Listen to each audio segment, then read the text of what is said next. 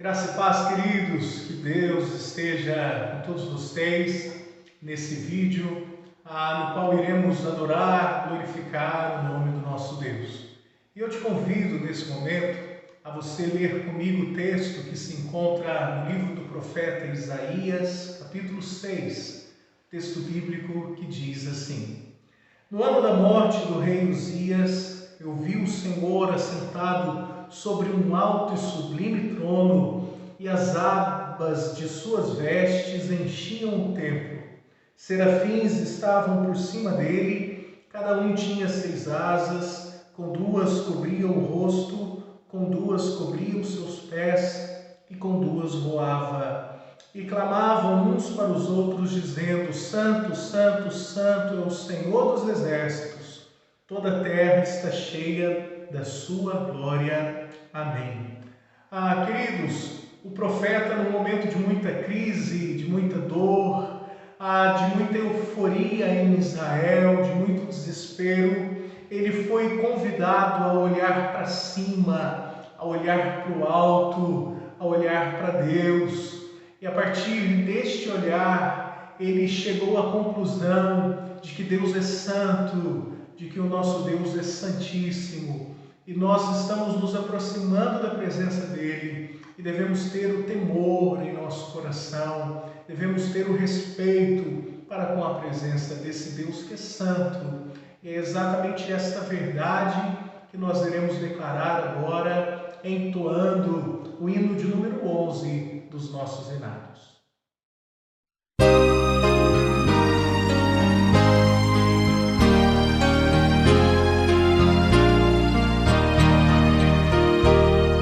Santo, Santo, Santo, Deus onipotente, louvam nossas vozes teu nome com fervor. Santo, Santo, Santo, justo e compassivo, Deus triunfante,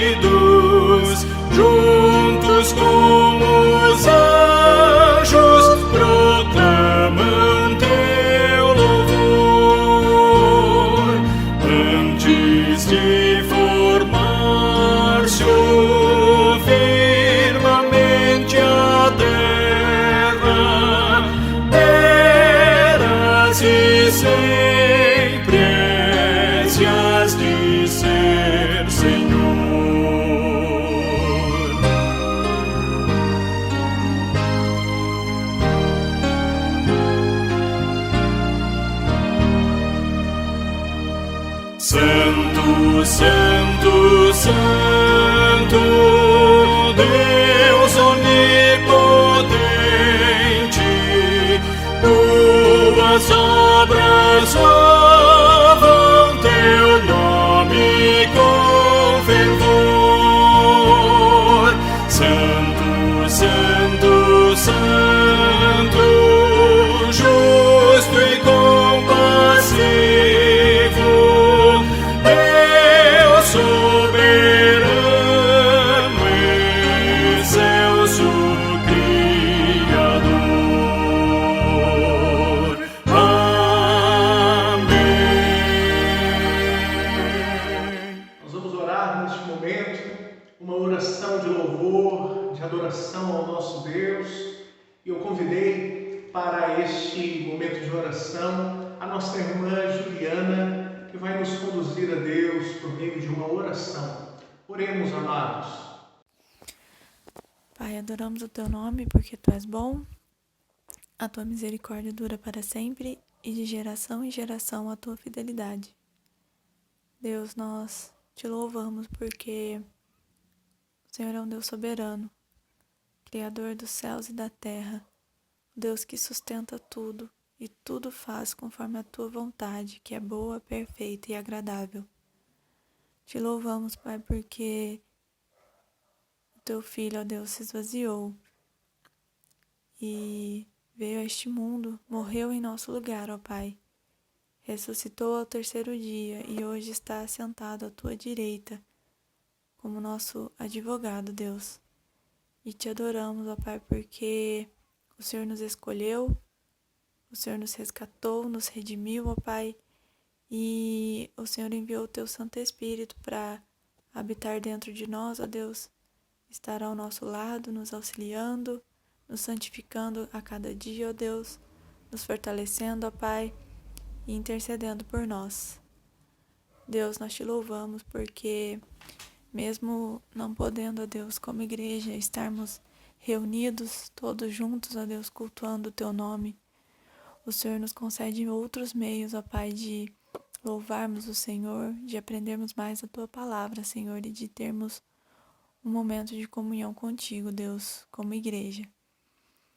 Pai, Te louvamos também porque por meio do sacrifício de Cristo nós temos a viva esperança, ó Deus, de que mesmo não sabendo quando, Deus, poderemos nos reunir novamente, temos a certeza, Deus, de que um dia estaremos, ó Pai, como igreja do Senhor, reunidos, ó Deus, diante do trono da graça, ó Pai.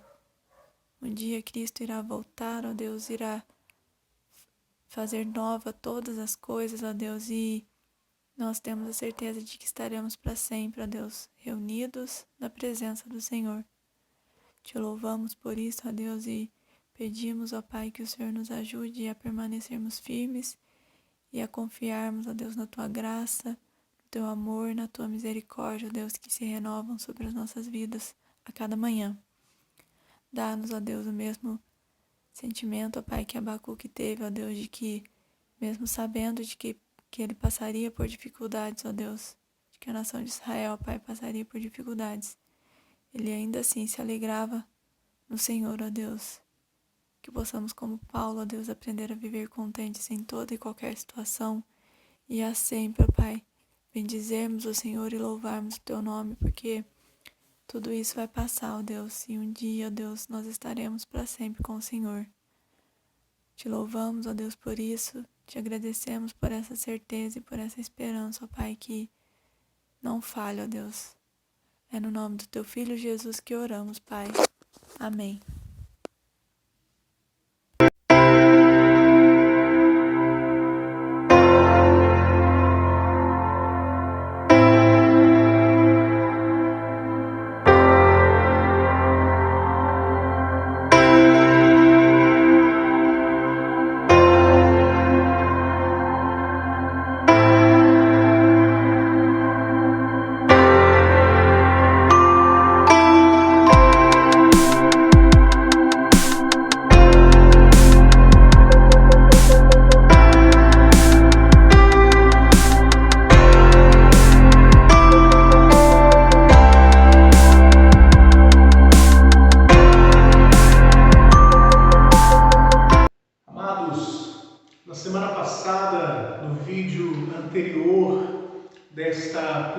assiste aqui do nosso canal, nós iniciamos uma série de reflexões em nossa igreja por meio do canal do YouTube, intitulada Interrupções, quando a agenda de Jesus ela nos transforma.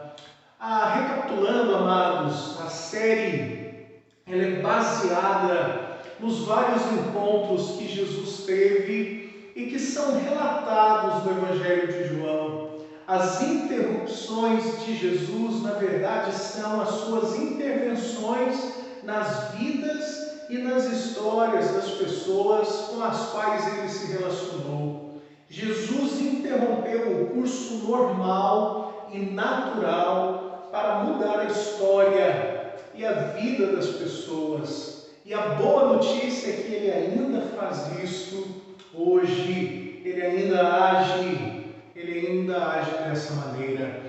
Na semana passada a gente viu o texto de João, capítulo 3, de 1 a 21, e trabalhamos sobre a ideia de um novo pensar pelo novo nascimento. E nós vimos o Senhor Jesus se relacionando com Nicodemos, interrompendo a maneira como ele pensava, a sua estima elevada, a sua vida religiosa, e nós trabalhamos nesse texto. Você pode acessar essa mensagem caso não tenha visto, você pode vê-la pelo nosso canal, ok? Hoje nós vamos trabalhar ainda no Evangelho de João, capítulo de número 4. Evangelho de João, capítulo de número 4. Convido os amados a abrirem as suas Bíblias no Evangelho de João, capítulo de número 4. Nós vamos fazer a leitura do versículo de número 1 ao versículo de número 18. O texto também estará projetado aí na sua tela. Vamos ler. Quando Jesus soube que os fariseus tinham ouvido dizer que ele fazia e batizava mais discípulos do que João, se bem que Jesus mesmo não batizava, e sim os de seus discípulos, deixou a Judéia, retirando-se outra vez para a Galiléia, e era-lhe necessário passar pela região de Samaria.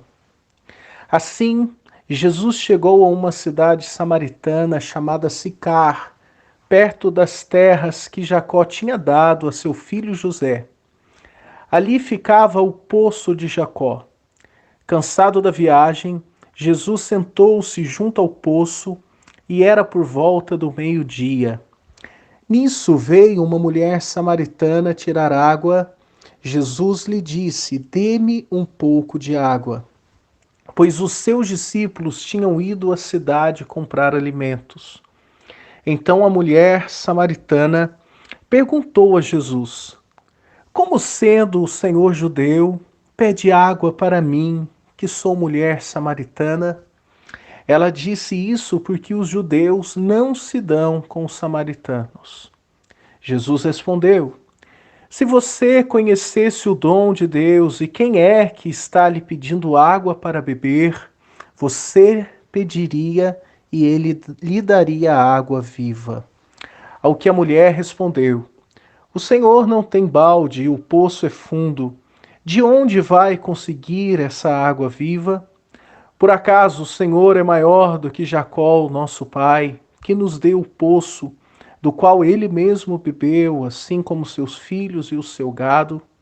Jesus respondeu: "Quem beber desta água voltará a ter sede, mas aquele que beber da água que eu lhe der, nunca mais terá sede. Pelo contrário, a água que eu lhe der será nele uma fonte a jorrar para a vida eterna." A mulher lhe disse: "Senhor, quero que me dê essa água, para que eu não mais tenha sede, nem precise vir aqui buscá-la." Jesus disse: "Vá, chame o seu marido e volte aqui." Ao que a mulher respondeu: não tenho marido. Então Jesus disse: Você tem razão ao dizer que não tem marido, porque já teve 5, e esse que agora tem não é seu marido. O que você disse é verdade. A mulher então lhe disse: Agora eu sei que o Senhor é um profeta. Minha vida estava uma bagunça. Meus relacionamentos praticamente destruídos. Bem, para vocês terem uma ideia, evitava as pessoas. Eu sempre desejei muito ser amada, mas encontrava rejeição após rejeição. Casamentos desfeitos, família ausente, amigos que me abandonaram. Eu não tinha esperança. De verdade, eu sempre desejei obedecer a Deus, mas tinha muitas dúvidas. Afinal, por que Ele também não me rejeitaria? Minhas escolhas não eram as melhores. Enfim, meu medo de ser rejeitada me impedia de desenvolver um relacionamento com Ele. Mas um dia comum, no meio dos meus afazeres diários, aconteceu algo extraordinário. Alguém falou comigo. Você pode estranhar, mas sério, Ele tinha muitos motivos para não falar comigo. Mas Jesus, Ele é diferente. Ele veio ao meu encontro, falou ao meu coração, conhecia todos os meus pecados, sabia exatamente tudo sobre mim e não me rejeitou. Me aceitou como estava e me amou incondicionalmente. Este dia foi um marco na minha vida. Do medo, das incertezas e da desesperança que vivia para uma consciência clara do seu amor. Este encontro pontual, naquele momento, era necessário para que eu pudesse entender que não tem nada melhor do que ser amiga dele e viver para ele. Amados, esse tempo que estamos vivendo, esse tempo nos impele a refletir sobre a vida. O valor da vida e a importância de buscarmos um sentido, uma razão que dê motivo para a nossa existência. Algumas pessoas caminham sobre esta terra sem nunca entenderem qual é o propósito, qual é o sentido que nos trouxe a esta vida, a esta terra. Algumas pessoas não têm razão, não têm nenhum sentido para a sua vida e alguns filósofos modernos, eles vão tratar um pouco desse conceito, obviamente um pensamento secular sobre a vida, e eu trouxe algumas frases, algumas reflexões dentro desse sentido. O Mário Sérgio Cortella, ele vai dizer que hoje o sentido da vida está em xeque, porque a própria vida o está. E assim algumas coisas se tornaram irrelevantes. Coisas que até 60 dias atrás pudessem ser decisivas para nós, hoje são absolutamente secundárias.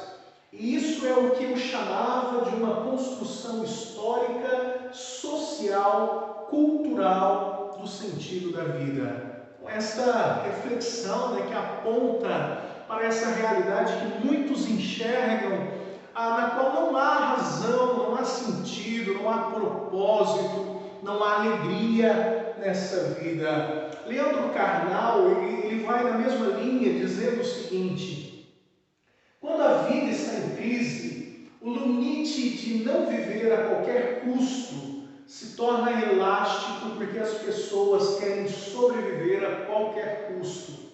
Esse é o lado ruim das guerras e das situações que ameaçam a vida. Elas revelam pessoas que não têm escrúpulos, mas também revelam heróis. É o que está acontecendo hoje. Tem gente trabalhando pelos moradores de rua e tem gente lucrando com a crise. Tal como acontece com qualquer crise, os canalhas perdem as máscaras.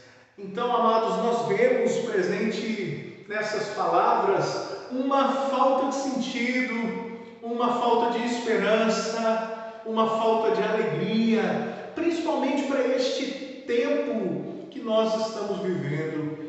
Esses dias eu vi também uma reportagem que dizia como deve ser ou como será o status, a maneira dos relacionamentos pós-pandemia. E ali dizia que as pessoas elas vão pensar mais em si, elas vão ser mais egoístas ou mais individuais. Então, o que nós vemos é que este relato, este momento de crise que nós estamos passando por causa do Covid, só vai trazer ainda mais à tona esse individualismo, essa vida solitária que muitas pessoas acabam vivendo, como é o caso do texto que nós acabamos de ler, o texto da mulher samaritana. A mulher dessa história, ela não tem um nome, pelo menos não revelado, ela é conhecida apenas como uma mulher samaritana. Os samaritanos eram um povo com uma crise histórica com o povo de Israel. Havia uma briga, uma rixa histórica entre eles. Isso remete lá ao período da transição babilônica, do exílio babilônico, quando o povo de Israel retorna e os samaritanos já estavam ali e já haviam misturado com outros povos, com outras raças. E o contexto que nós estamos inseridos nesse texto é que Jesus ele está saindo de uma região de Israel chamada Judéia e ele está se dirigindo para Galiléia, que ficava ao norte de Israel. E entre essas duas partes de Israel, a saber, a Judéia e a Galiléia, nós temos a região de Samaria, quase que no centro ali, dividindo aquelas duas regiões. E o texto bíblico diz que era necessário que Jesus passasse por aquela região da Samaria, o que é uma grande ironia, porque os judeus eles não gostavam de passar pela Samaria, eles preferiam cortar o caminho pelo Rio Jordão, caminhar alguns quilômetros a mais para não passar em um território hostil que era a região de Samaria. Mas por quê? Por que razão era necessário que Jesus passasse por aquela região?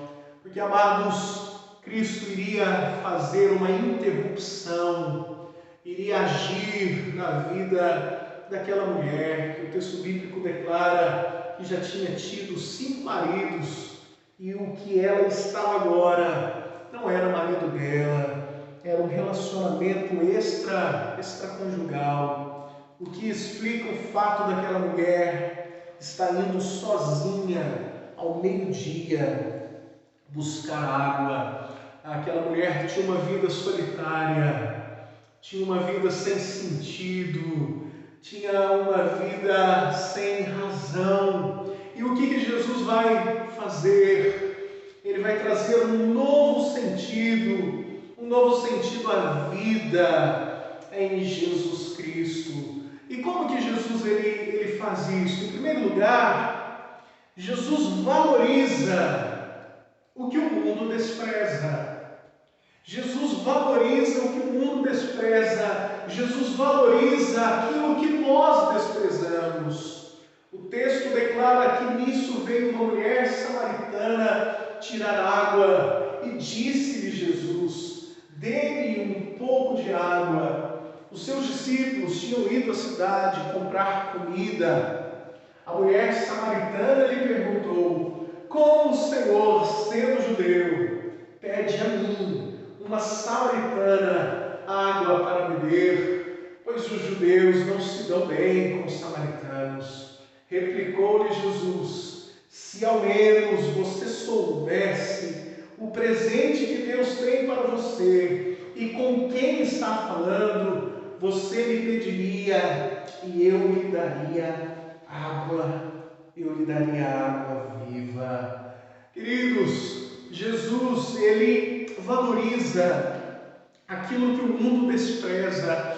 E uma razão pela qual ele age assim É porque Jesus, ele conheceu o desprezo, ele conheceu a rejeição. Isaías, capítulo 53, declara que ele é o homem de dores, ele sabe o que é padecer, ele é, segundo Isaías, o mais rejeitado, o mais desprezado. Ele sabe muito bem, ele presenciou isso em sua vida.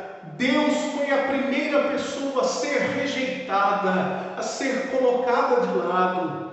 Ele foi por Adão e Eva, ele foi rejeitado por Adão, ele foi rejeitado por Eva. Ele sabe o que é a rejeição. Por isso Cristo, ele valoriza aquilo que o mundo despreza. Ele deu valor a ela quando ninguém havia dado.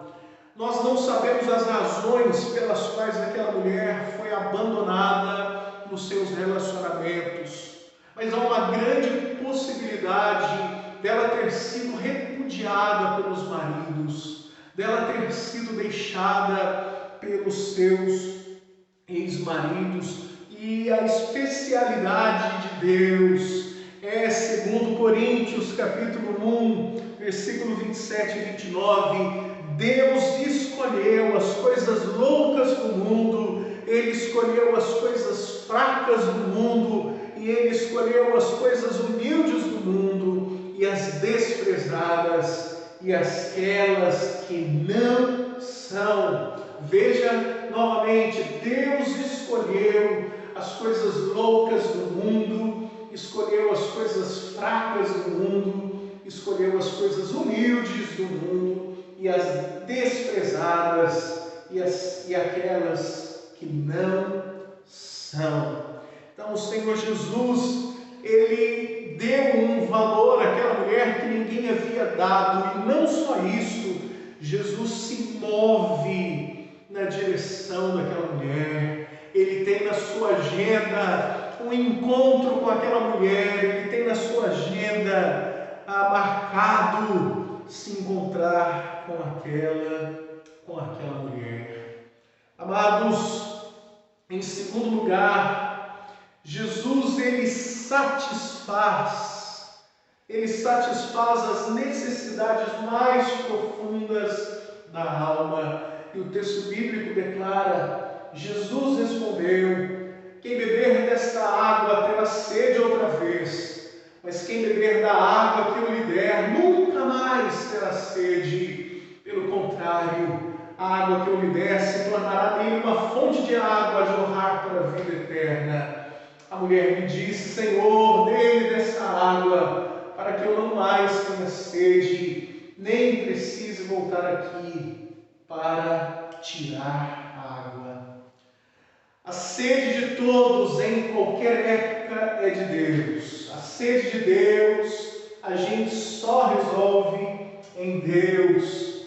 A sede de Deus habita o coração de todos os homens, seja de religiosos, seja também de ateus. É o que um filósofo, um escritor muito antigo, chamado Fyodor Dostoiévski, ele disse: existe no homem um vazio do tamanho de Deus. Amados, somente Jesus pode responder aos anseios humanos. Uma coisa interessante que nós podemos pensar é o seguinte: você já parou para analisar que toda criatura, ela necessita de algo, ela precisa de alguma coisa. Desde pequenos nós temos recém-nascidos que necessitam do leite materno e eles só acalmam quando encontram aquilo que precisam. E para cada necessidade do homem, você tem algo que pode ser por ele obtido. Se você está com sono, dormir é o remédio. Se você está com sede, nós temos a água. Ou seja, o homem ele foi criado com saciedade e ele também foi criado com insaciedade. Ele foi criado também com falta de algo. Mas existe uma falta que nada nessa terra pode suprir. Existe algo que nenhuma coisa nessa terra pode nos trazer, que é o que Agostinho, um dos pais da igreja, vai dizer: o meu coração continuará inquieto até que descanse em ti. C.S. Lewis, indo na mesma direção, declara: se descubro em mim um desejo que nenhuma experiência deste mundo pode satisfazer, a explicação mais provável é que fui criado para um outro mundo. Por isso Jesus, Ele é o único que pode satisfazer as necessidades mais profundas da nossa alma. E é o que Ele propõe, é o que Ele trabalha a partir daquela conversa com a mulher samaritana. Em terceiro lugar, Jesus, Ele desperta a consciência de pecado. E no caso daquela mulher, Jesus desperta a sua consciência de pecadora. Ele lhe disse: vá, chame o seu marido e volte. Não tenho marido, respondeu ela. Disse-lhe Jesus: você falou corretamente, dizendo que não tem marido. O fato é que você já teve 5, e o homem com que agora você vive não é o seu marido. O que você acabou de dizer é verdade. Então Jesus, ele desperta a consciência de pecado, ele expõe aquela mulher na sua vida. Conta-se a história de uma criança que, ao ouvir uma das mensagens, uma das pregações de Charles Spurgeon, enquanto ele denunciava, ele expunha alguns pecados, que aquela menina, ela virou para a mamãe e falou assim, aquela criança: mamãe, como ele sabe o que acontece lá em casa? Ou seja, tudo aquilo que ele estava expondo, tudo aquilo que ele condenava no sermão, ocorria na família daquela criança. Amados, muito mais do que uma sinceridade da criança, a palavra de Deus, ela revela, ela desperta em nós os nossos lugares mais sombrios da nossa alma, os esconderijos onde nós depositamos o lixo e o pecado. E Jesus, ele foi fundo na vida daquela mulher e no seu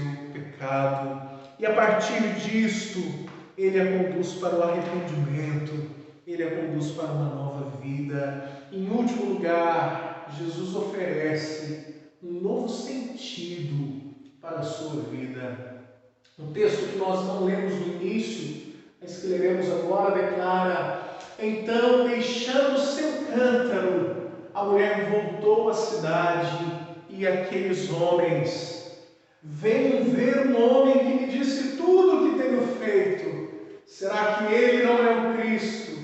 Então saíram da cidade e foram para onde ele estava. Amados, ela saiu das trevas, das sombras da alma para a luz. E isso mostra a todos que a luz entrou em sua vida, dissipou as trevas, encheu sua alma da paz e satisfação, mudou a sua história, lhe deu um novo sentido para viver. A água da vida passou a jorrar dentro dela.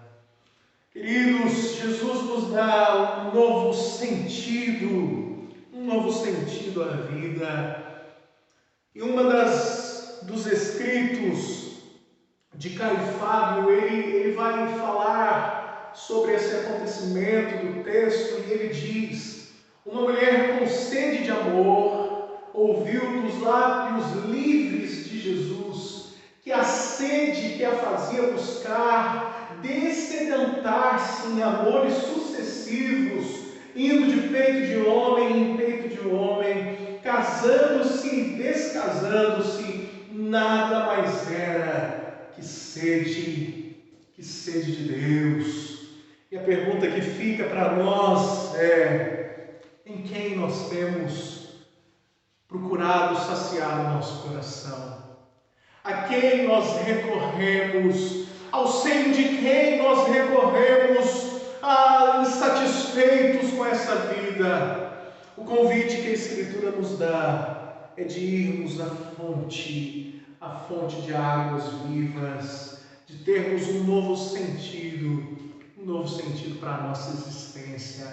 Foi isso que aquela mulher, ela encontrou, foi esse sentido que Deus deu a ela. E a história ela continua com outros homens, com outras mulheres que também se encontram com Jesus. E a agenda de Jesus então interfere, e a interrupção de Cristo, ela é operada em nós. Que Deus te abençoe, que Deus esteja contigo e que você possa se saciar a cada momento ainda mais na presença do Senhor, assim como aquela mulher que encontrou sentido para a sua vida. Viver para Deus te Ele. abençoe. A princípio, não entendi quem era Jesus. Primeiro, achei que o sol do meio-dia tinha lhe tirado a razão. Falar comigo, uma mulher samaritana? Muitos eram os motivos para me ignorar. Uma mulher, uma samaritana, uma pecadora. Depois, achei que ele era um profeta e fiz perguntas. Falei cada coisa. Eu disse: eu sei que o Messias está para vir. Quando ele vier, explicará tudo para nós. Mas foi aí, neste momento, que ele disse: eu sou o Messias, eu que estou falando com você.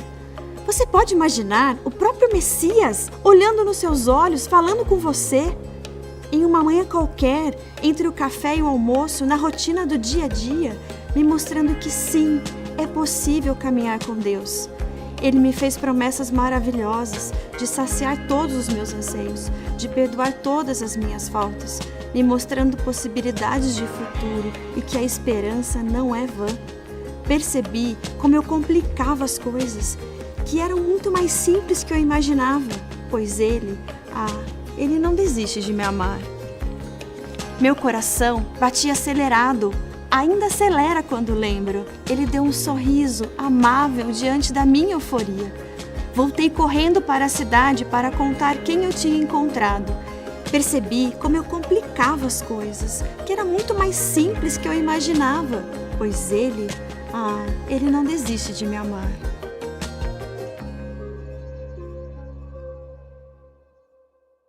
Ele tem ciúmes de mim, amor furioso de quem sou refém, feito dependente de sua misericórdia.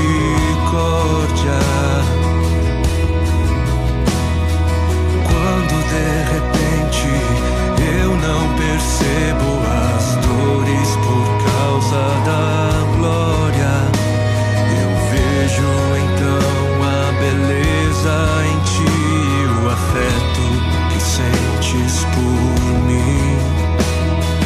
Deus